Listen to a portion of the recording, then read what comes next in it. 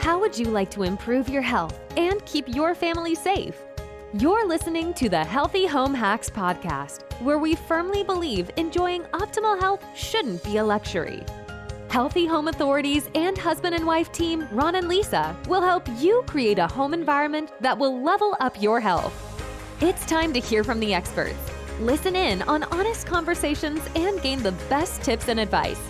If you're ready to dive in and improve your well-being and increase your energy, you're in the right place. All right, here are your hosts, biobiologists, authors, media darlings, vicarious vegans, and avocado aficionados, Ron and Lisa Barris. You know, we talk a lot about toxins on the Healthy Home Hacks podcast.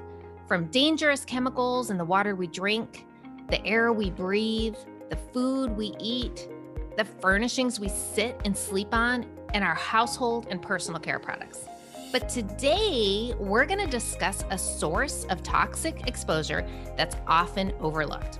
Few of us have given any thought to the chemicals that are present in our clothes, footwear, and home goods. In fact, 4 in 10 people are completely unaware of how textiles or clothing are produced, and most consumers are unaware of the importance of testing these items for harmful substances. Between 4,000 and 8,000 individual chemicals enter factories in countless formulations. These substances exist either on the products themselves or as waste that negatively impacts our air, water, and the overall environment. Certain levels of chemicals present in the textile production are harmful to the health of humans and the planet, causing ailments in those who work in the textile manufacturing plants, as well as people who wear or use the fashion products like babies, young children, the elderly, and allergy sufferers are especially sensitive to these harmful substances. Yep, and then there's the waste factor. In fact, 85% of the clothing people dispose of ends up in landfills. Guys, that totals 14.3 million tons of textile waste each year. And add to that staggering statistic that textile dyeing is the second largest polluter of water globally.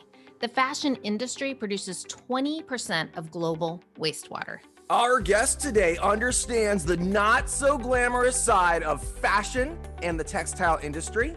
Ben Mead serves as the managing director of Hohenstein Institute America. He serves as the company's liaison with government agencies, industry collaborations, and trade associations. He also oversees in the US OEKO-TEX, a textile certification that we're going to dive into a little bit later in the show. And prior to joining Hohenstein in 2014, Ben consulted with many brands and industry associations. In fact, he established partnerships to increase industry engagement in green chemistry and sustainable textile processing. While working for Nike, he helped develop a restricted substances program and was involved in the implementation of sustainable materials and water programs. Ben holds degrees in chemistry and textile chemistry from North Carolina State University and a certificate in green chemistry from the University of Washington. Welcome to the show, Ben. So glad to have you. Welcome, Ben. Thanks, guys. Thanks for having me today. It's great to be on here. Okay, so Ben, many of the people are aware of chemicals in food and cosmetics, but not so much in clothes and home goods. Do you see an increase in awareness about safety and sustainability for textiles? Yeah, I mean, we definitely do. I think there certainly makes sense that there's a strong connection, that people really are well connected with, you know, the concerns about chemicals that they're putting in their body through food, or chemicals that they're putting directly on their skin because of cosmetics. But really, that same concern is essentially, or especially related to cosmetics, is very similar for textiles. So whether it's apparel or home textiles, we still have a lot of exposure through the chemicals that are in those products that are touching our skin. And so that route of exposure is very similar as well. And so while we do see a lot of people that are concerned, about chemicals in general, really starting from a food or cosmetics perspective, we do see then the natural progression is textiles. And so we've definitely seen more and more increased awareness in the US over the last couple of years. I think we'll talk about it, as we get through this, but the OEKO-TEX standards have been pretty well known in Europe for a long time, and that awareness as it's being raised in the US is really starting to get people looking a little bit more closely at how do they make the decisions about what they buy. Yeah, it's really amazing because we talk a lot about, your skin is your largest organ. So everything that you put on it, and we think about our shampoo and our lotion and our makeup and our skincare and sunscreen and all of that. But, textiles, it's just taking it that next step when you think about the fact that, we're wearing clothes all day, we're sleeping in the textiles 8 hours a night. And so, it is a natural progression to sort of understand this. But what an important topic that we're covering today, guys. So, I hope you guys get so much out of this show for the listeners, because this is really important. So Ben, for myself and everyone listening, so that we can make safe and sustainable textile choices when we're out shopping quickly and easily, scientists have created certifications and labels to help consumers ensure that the fabric products have in fact been tested for toxic chemicals. Can you explain what OEKO-TEX is exactly for our listeners? Sure. So OEKO-TEX is really a private standards body. So under the umbrella of OEKO-TEX, there are a handful of different standards that apply to different products or different processes. And so one of those that's the most sort of core and fundamental to what OEKO-TEX does, and what is really the background and the baseline of how OEKO-TEX was founded, is as a standard known as the Standard 100. And so that Standard 100 really is fundamentally about making sure that textile products, whether they're apparel or home textiles, if they carry the label on it, that it makes it easy for the consumer to know, okay, that product has been tested for harmful substances, and when I use it, I can have confidence in it and know that it's safe and fit for the use of how I'm gonna use it or how I'm gonna wear it. So they'll see the tag, they'll see a tag that says OEKO-TEX, and will it say Standard 100? Yeah, absolutely. So Okay. that's the biggest piece of it. I mean, the standard is great from a business standpoint for people that are making buying decisions when they're building textile products, to know that, okay, what I'm buying is a good choice. But the main background and the main reason for why the OEKO-TEX Association was formed was really about consumer awareness. And so that label that's on the product, or the label that's online where you're finding a product, is the key, and is really the indicator, okay, that product's been tested, that product's safe. And it will always say OEKO-TEX, but it will also say Standard 100 because there are other labels available. Okay. So there's I know we're going to get into that. Is there other levels, like 100 is sort of the base level, and then we go up from there? So if you're shopping, that matters which one you're choosing? Yeah, I think it has more to do with like what's driving that decision. So Standard 100 is really about chemical safety and product testing. There's another label from OEKO-TEX, which is called Made in Green, which still considers that product safety, but is also about other sustainability attributes. So we call it Made in Green, but that also means, okay, it's safe, it's been tested for harmful substances, but it's also made in a more sustainable way. So with that Made in Green label, we really start to look at then energy impact, water use, social compliance in the workplace, those sort of things. Okay. More of corporate sustainability and that kind of thing. This is really important because I know Ron and I have been in this industry of healthy living and healthy home for 15 years. And I know a lot of our listeners and readers have seen the tags, but didn't know, because they're really popping up everywhere now, but didn't know what they meant. And so I'm really glad that we're going to break this down. It's super important show. Are the products, the brands, are they paying extra for that? Or is that more like who they're sourcing from? It's just sort of a benefit, or do they actually have to pay extra for that label? Yeah, it's interesting because there's a couple different routes that people can go through it. And so a lot of the cost, especially related to the Standard 100, comes down to the actual lab testing costs. Like you mentioned at the beginning, this is a standard that's built by scientists. So obviously there are, it's some sort of scientific background to it. And so the testing in the lab is the one of the most important parts of it. And so that's also what drives the cost of it. So a lot of times what we see is that if a brand or a retailer is labeling a product, they're really reliant on their supply chain. It makes sense to sort of push that testing back into the supply chain where the choice of the chemicals are made. Because if Mhm. I test the product and I hope that that's going to change the outcome of the product, that's not really logical. It confirms, hopefully, with what I know, and it tells me some things that maybe I couldn't know. If there's contamination, if there's something that I didn't expect to be in the product, the testing will certainly tell us that. But if I find something that I didn't want to find there, I need to have that testing at a place where somebody made the choice about what chemical they put into it in the first place, Mhm. because the testing is most valuable as a corrective action then to tell us, okay, we found something, we didn't want it to be there. Now we need to go back and look for an alternative. We need to figure out a way to get that out of there. Yeah. So how does the OEKO-TEX system work? I mean, how long is the timeline for something to be tested properly to get that standardization that we're all looking for? The testing itself is pretty straightforward. The testing is actually one of the easier parts, even though it's important. The testing takes 2-3 weeks, depending on the number of products that a company is trying to certify at a time. What really is more time consuming, what takes a lot more of the process, is getting all of the background information that goes into determining what makes sense to test, what's necessary to test, and where the heck is the product being produced in the first place, and who are all the people that are playing a role in manufacturing it. So typically, if somebody's starting new and they said, hey, we want to certify this product, we want to have the label on the product for our consumers, it typically is a 2 to 3 month timeline for a company to start doing that. And so they're trying to integrate that in with their own product development cycle. So they're, products that are on the market labeled today, the certification process for it started probably 6 or 9 months before any consumer ever saw it. Oh, wow. Okay. So I have a fashion line. No, I really don't, but let's pretend. Not yet. Okay. Let's pretend. And I want to get my garments certified. What do I do? What's the process? How does the certification process go? So there's an application document that's available. You can get it from any of the institutes that work with Okatatex. You can find it on the Okatatex website. And it asks a series of questions. What are you producing? Where are you producing? Who are you working with? Where are those materials coming from? And so you fill out that application.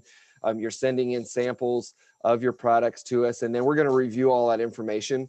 Most of the time, we're going to come back to you and say, hey, we need to clarify this question. We need some additional information. And then once we get through all of that, we're going to send the samples to the lab, and they're going to go through that testing process.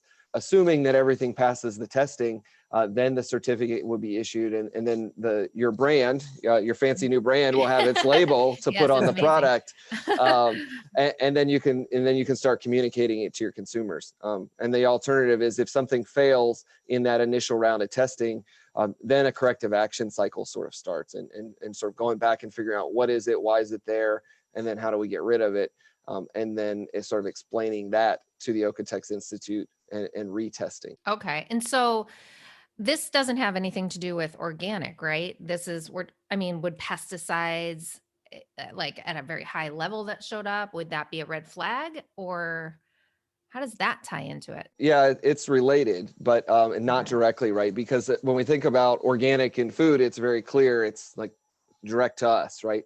Mhm. In the textile process, organic certifications that exist are really focused around what's happening on the farm level or where the natural fiber is being produced. And so that's a big piece of it. Pesticides definitely are something we want to be concerned about. Mhm. But raw cotton that's been produced with pesticides, it's going to go through so much wet processing afterwards that typically processed textiles like that, even if they were using pesticides in the growing process, we're not seeing a lot of failures around pesticides because Interesting. it's being washed and removed and going through a lot of intensive chemical processing later. So Oh. even though we would still test for pesticides, really there are a lot of other steps that are contributing other chemicals that we don't want that are more likely to end up on the finished product. And what would that be? Are we talking heavy metals? I know we mentioned dyes, toxic dyes. Like, what are some of these things that can like literally get into our skin, like from these Yeah, it clothings? really depends on the type of product that it is. So certainly Okay. there are things that we're concerned about differently depending if the product is made out of cotton or if it's made out of wool or if it's made out of polyester. So all of those things that you listed are relevant. Certainly for some of the more technical fabrics that we see in outdoor or sportswear apparel, we see a lot of sort of functional finishes. So things that are designed to manage sweat or manage moisture, water Mhm. repellent finishes, some of Water those. repellent, right? You have the So PFCs, the yes. perfluorinated compounds. So Yeah. I think that's one that's really relevant that people hear a little bit more about right now Okay. in the marketplace. So fluorinated finishes, there's certainly a whole class of substances, not just one particular chemical, that are restricted and even limited both by government agencies, but now more and more by brands and industry associations themselves, and trying to move away from a historical technology to a newer technology. Yeah, that's a really important topic, the PFCs, because and I know like water resistant fabrics have those stain resistance, and hopefully there is like green chemistry that's available where people can start replacing those garments, still have their performance without having those chemicals, because the PFCs are showing up everywhere, right? They're showing up in the waterways and breast milk, right? I mean, everywhere. We have them in our blood. Most people have them. Over 90% of people have them in their body. So super toxic chemicals that we don't want to keep putting in clothes and products in general. Non-stick cookware, for one. Well, I had a quick question. So we tell our listeners all the time, if you're testing your home for mold, don't use the same company that tested your home to also remediate your home. Would that be true for what your certification as well, as far as textiles are concerned? Yeah, I think that's a good analogy. I mean, certainly Okatatex is an independent certification. So it's a network of 18 different institutes. We in the US would call them labs. You know, it's a European based association. And so there are 18 different testing laboratory companies that have representatives globally. And so Okatatex develops its own standard. It sets the rules. It manages the list of chemicals, and then it independently verifies what a company that's applying for certification wants. So again, it's looking at it from the sense of, okay, if I'm a brand and I set my own set of requirements, that can be a great practice in terms of limiting chemical certification. But if I'm a consumer, I think I have a little bit more confidence if somebody independent from the company says, hey, I made this rule, now trust me that I comply to my own rule. Right, exactly. So that's the way that Okatatex operates, and certainly both from the development of the requirements, but also from the testing and the issuing of the certification, it's always independent from the company that's carrying the label on their products. Right. Is this an annual thing? Like, how often do you recertify with the particular company? It is. For Standard 100, the certification is valid for a year. And so every company reapplies on an annual basis. So that means that they have to update that application. They have to tell us anything that's changed. They have to provide new information about their inputs. And they also provide new certificates from their suppliers, because all of their supplier certificates are renewed. And so everybody along the chain is being reevaluated and retested on an annual basis. And so I think that's an important balance to strike, because we know that production is always changing. And so figuring out what's the right timing to do retesting, because the testing is destructive. Once I test that t-shirt is gone, right? I can't sell that t-shirt that I tested. So I have to use that as a proxy, along with understanding of the quality management systems in place, that is going to be representative of how that company and that product is going to be produced.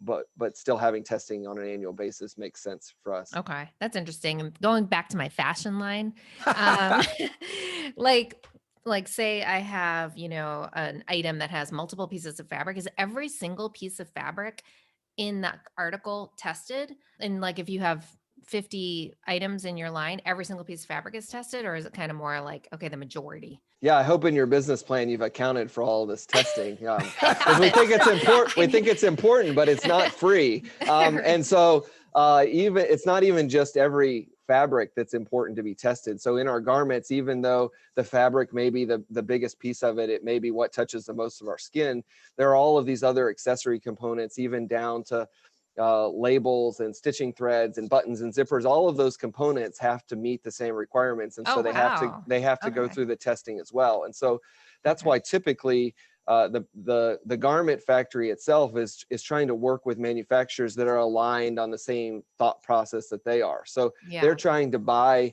zippers and buttons and stitching thread that have already been tested by those producers, so that they don't have to pay to retest it. Because if we think about it, if we're not using a pre-certified component and there's 20 garment factories, they could essentially be retesting that same stitching thread over and over and over again. Right. And that's not the best use of resources. So even in that case, it makes more sense that most of our testing is done at this stage where the raw materials are produced rather than where they're all sewn together. Right. That makes sense.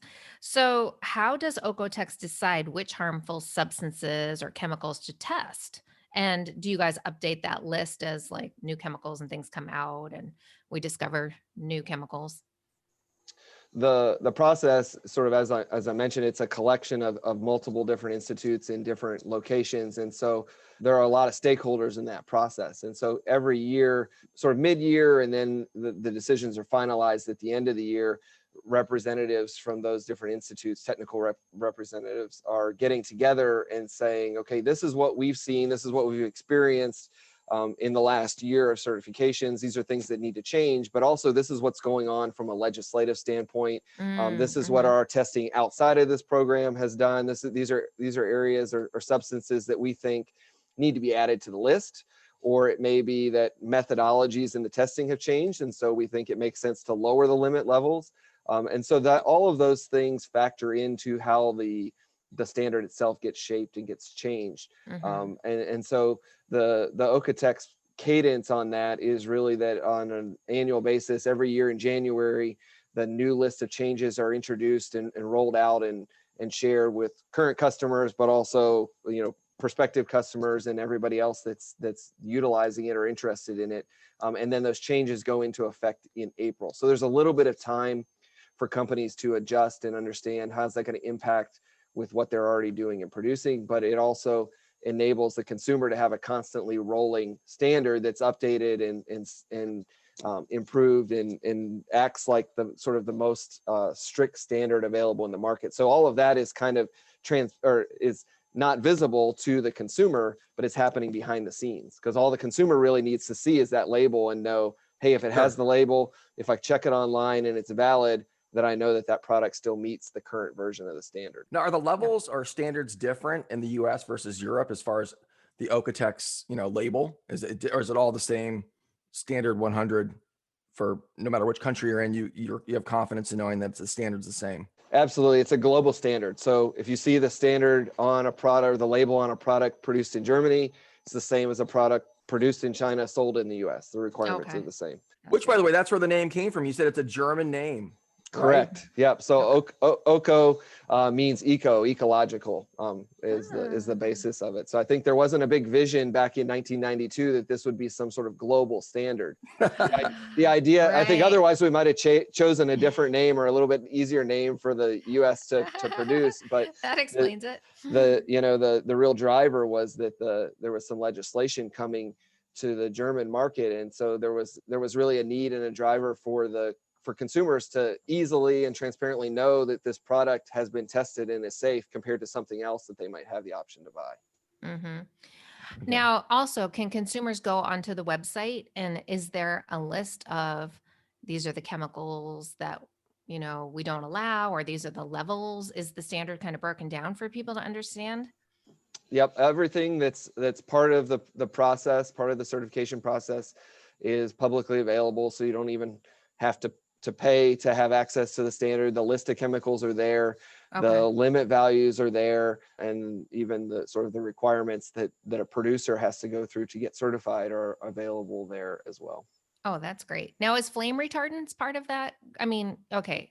Yep. I know we'd be going under each type of flame retardant, right? Yeah. So the flame retardants is certainly a big group now for certain product types. That's not, we don't expect those to be used, but OEKO-TEX does approach it in two different ways. So there's some active chemicals like antimicrobials and flame retardants that there's a separate sort of pre-approval process that the chemical producers have to go through. And then certainly there's that follow-up testing as well that happens.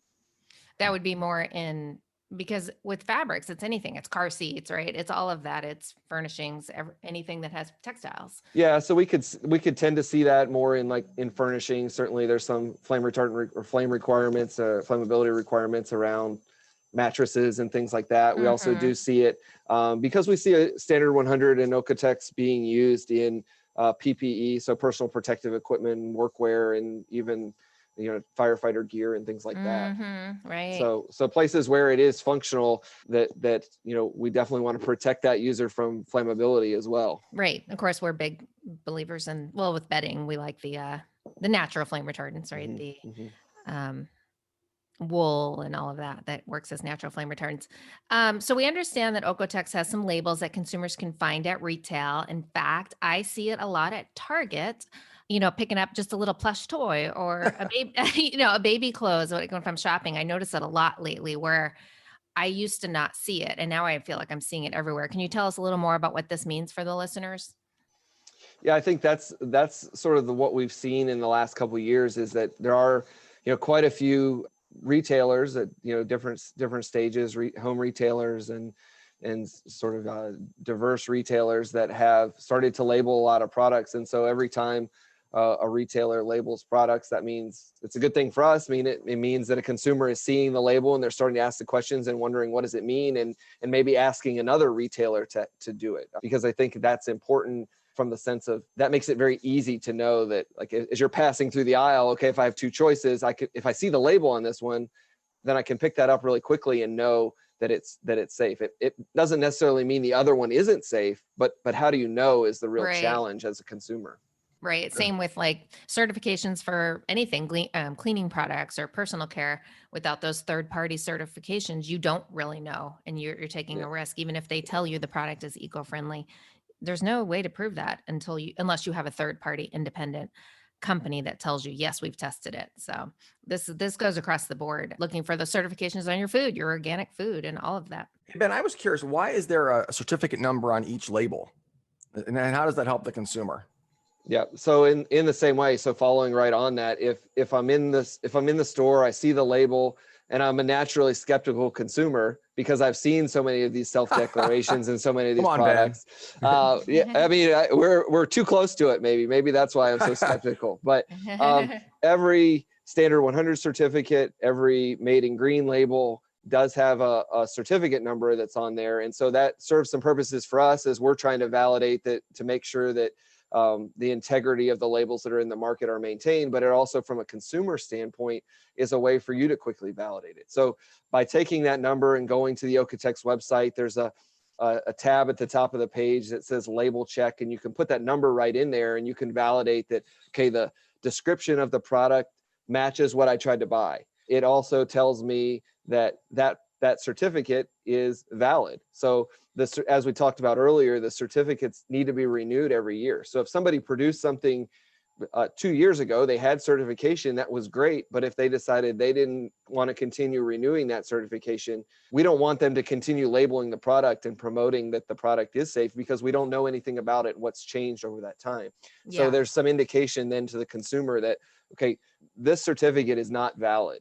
And please contact the Institute, essentially, is what it tells you. And so we get that constantly. A part of our role here in the US is to support brands and manufacturers who are trying to understand how they can integrate OEKO-TEX certifications into their own internal systems. But we get just as many direct consumer communications. Even just before talking today, I was dealing with one where it was somebody bought a product online. It was promoted as standard 100. They had it shipped to their home, and then when they got it, it didn't have the label on it. And so now they're concerned, okay, I bought this product specifically because I had two choices, and this one was standard 100 certified. And now I'm skeptical. So it turns out I'm not the only one, Ron, but there are other people that are skeptical. And so in that case, part of our role is to help to confirm those certified products versus non-certified products as well. But we'd really rather that the consumer had it at their fingertips to be able to check it before they make the purchasing decision. Sure. By the way, I'm curious, are there abilities to scan the labels? Yeah, the scanning, the Q code or something. Yeah. So some of the labels do. There is an option from OEKO-TEX. Some people, real estate is at a premium on some of those labels, but there is a QR code. And so for standard 100, it would take you right to that page and give you that validation. For made in green, it's pretty interesting because there's some other information that we've put into that label. So it creates the ability of the consumer to look at the supply chain. So it creates a little bit of transparency to where the finished product was made, but also where the raw materials that came into it are. And so I think that's increasingly important to consumers as well. Wow. I'm impressed with that lady that called you earlier. I know. She's dedicated. She's dedicated. And, it's really good. It's good to see consumers becoming so aware because, you want to get what you're paying for, and you should. Now, speaking of that, how should consumers look for these labels when they're purchasing a product? I mentioned the plush toy and the little baby clothes. And of course, bedding. Would they be on the tag? Would they have an attached tag or a sewn-in tag? Yep. So consumers use it, or brands use it in multiple different ways. So we do see it as a permanent label. So depending on how the product's made, it might be its own separate kind of woven label sewn into the back of the garment, or a printed label that's kind of put down there where the care and content labels are in the garment. And a lot of times we see it directly on the packaging. So that's also acceptable from OEKO-TEX. It doesn't have to be a permanent label, but the consumer should have access to it. They should be able to see it, especially in the case if we're making a claim of a product, like in my example, that we're making a claim of a product being certified online. And then when they get it, there should also be a label claim on there as well. But so OEKO-TEX has some rules around the direct use. So the most common use of the labeling is to use the label artwork as OEKO-TEX provides it. And there are some other cases where you'll see it sort of written as text again. So you'll see, again, the same critical requirements. So you'll see the OEKO-TEX branding. You'll see the name of the standard. So most of the time, standard 100 or made in green. And then you also see that direct reference number. So it gives you still, as the consumer, even if it's in a text form, the information to check the validity of it. It doesn't have to have the logo. No, we would prefer that. We think that makes it easier and faster for the consumer. Yeah. But it's not mandatory as long as some of those other elements are met. Okay. How does that work with a company like Target? Do they require all of the brands they work with to have the OEKO-TEX label, or does it not work that way? Is it just they suggest it? Are there ways to kind of police this on a larger level to make sure everyone's following the proper standard? Yeah, and again, it's flexible. OEKO-TEX has a set of guidelines, and so there are different ways that people could approach it. So certain brands want to be very much in control of that. They, maybe they've had some sort of legal issue in the past, and so they want to be certain that any claim they put on a product has been validated by their internal teams. And so in their cases, there's a system where they could get their own certificate from OEKO-TEX, and we would help support them in terms of, as they're labeling products, they're sending us a subset of them, and we're validating for them, okay, yep, that product is pre-certified by your manufacturer. Their certificate covers all the products. You're good to go with labeling on that product. And sometimes other brands are really specifying, okay, that what we're buying from you, we need it to be certified, but and we're going to spot check that. We're going to look at it ourselves, but they're going to use the certification number of the garment manufacturer, of the finished product manufacturer. And that's also acceptable from OEKO-TEX. And that sometimes is where we get more questions from the consumer, because we don't even always know then which retailers are labeling what products, because they are working behind the scenes. They own the responsibility to do it. And so we work through a market surveillance in that case, where we're looking at what's happening as OEKO-TEX, what's happening in the market, what products are available in the market. Are those products that are labeled certified, and are they labeled properly? And so that's part of the OEKO-TEX Association's internal quality assurance process as well. Okay, so let's pivot. I know I've been talking a lot about sustainable fashion. It's been my theme through this interview. But we always think of health concerns, the chemicals, the products, the environmental issues, but we don't always get a chance to talk about the facilities and the working conditions of the employees. So what is OEKO-TEX's approach to these topics? Is there any part of that you guys cover? Yeah, for sure. So it really, from a consumer labeling standpoint, it really becomes a bigger part when we talk about that made in green label. And the made in green label is based on standard 100 for finished products for chemical safety, but also what we call STEP certification, which means sustainable textile production. And so that's something that's happening at the facility level. And so that's where our concerns are being sort of accounted for in terms of social compliance, worker safety, but also what's happening in a general sense of how much water is being used, what's happening with all of the waste that are coming out of the facility, how much energy is being used. And so I think that's an area that continues to increase in terms of interest and awareness of consumers, that where a product is made and how it's made is also as important as the safety of the product at the end. So the STEP certification is a pretty rigorous tool that OEKO-TEX uses. So it's something that would cover everything that's happening in a facility. So where standard 100, a company that's producing 10,000 different styles, they could choose that 100 of them are standard 100 certified. When it comes down to step, because it's so hard to separate, okay, you can't just say we're only using water for these types of products. The step certification covers everything that's happening in a facility. And so in that case, it's more reliant on somebody from OEKO-TEX going in and evaluating what's happening in that facility. So again, we start with a self-assessment. The company would tell us, what are they doing? How are they producing it? What are the systems they have in place? How do they measure what's going on, and how have they accounted for our objectives before we go in there? And then somebody from our team would go in and validate that to say, okay, yep, you provided us this documentation, we can confirm that on site. And so that. Do they go undercut, or is it very transparent when they walk in? Like a food critic. Yeah, I mean, so Okatex's background is really on environmental and chemical. So there are other organizations that do a lot more around social compliance. And so there are a lot of organizations that do worker safety and social compliance. Certainly when we're in a facility, if a company hasn't been through something like that, our auditor teams are trained to validate that, to interview employees and things like that.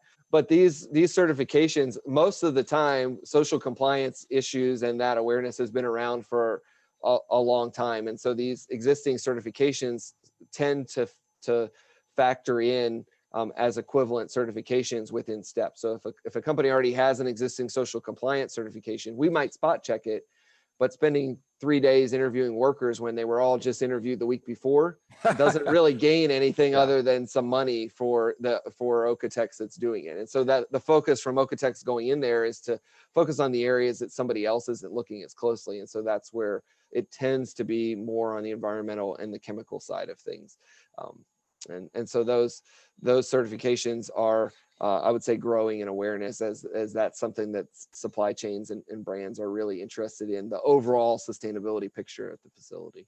Well, speaking of which, Ben, we're going to ask you to get out your crystal ball, because as we move into 2021, what trends do you hope will gain traction in sustainability and safety? Yeah, I mean, I think first and foremost, there's a lot of work that's been going on for a long time. And so we really just hope in the sustainability front that the cost impacts that people have had over 2020 and how that shaped out for retailers and brands doesn't undo some of that sustainability work. So we hope that as those budgets are aligned, that we still have the ability to do what's necessary from a sustainability standpoint, whether it's chemical testing, whether it's social compliance, whether it's work on more preferred materials going into it. So that's the first one. I would say, we talked about PFCs already. I think that's an area that is going to continue to have focus in 2021. I mean, you're always looking at it thinking, okay, the list of chemicals is growing and growing and growing. Are we ever going to get to the end where everything we're using is totally safe? And I think that the more we know and the more we test, the more places we find that, okay, this isn't, what we thought was okay, maybe wasn't as good as we thought it was, or now there's an innovation that's better. And so that list, from a chemical safety standpoint, will continue to grow. I think certainly, even unrelated to, pandemic challenges, that there's a lot of talk around that sort of being the precursor to a climate change issue as well. And so maybe we're just being prepared for that. And so I think that the climate change piece and how that filters into these certifications is something that gains momentum in 2021.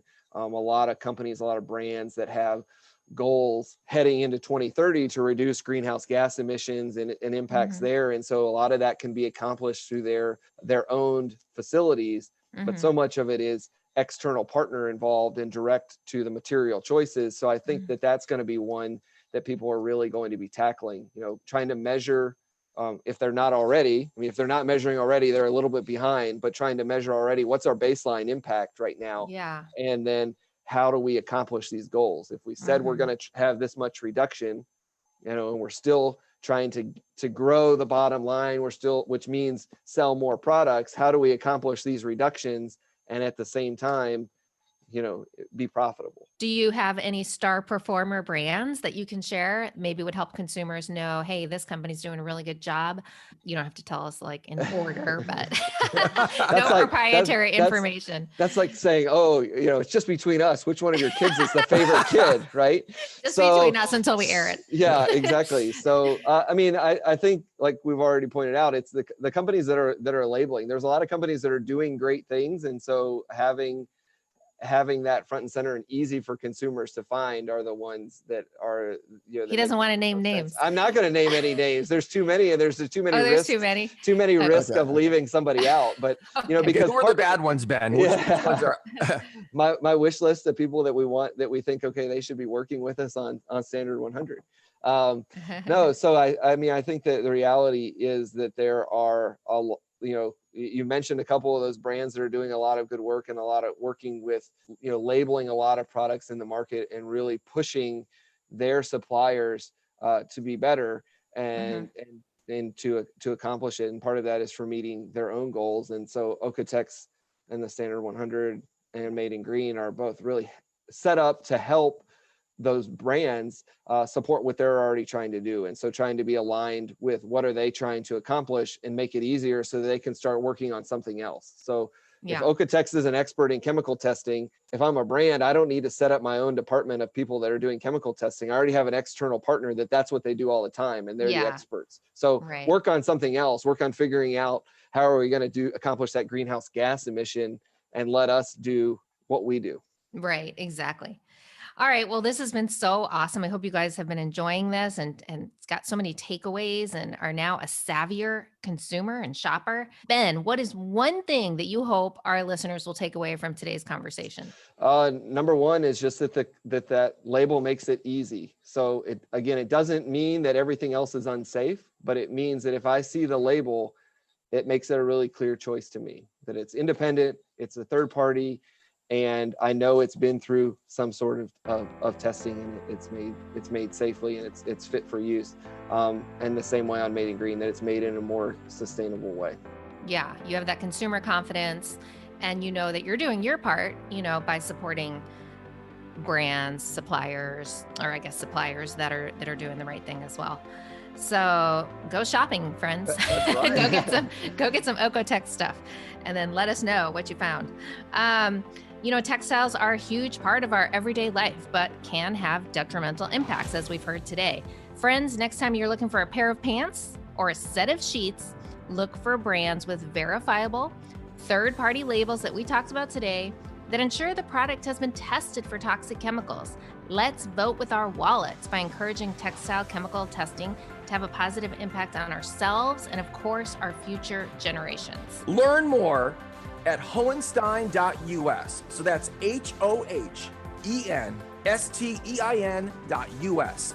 See you next week, friends, and thanks for joining us. Bye, everyone. See you next week.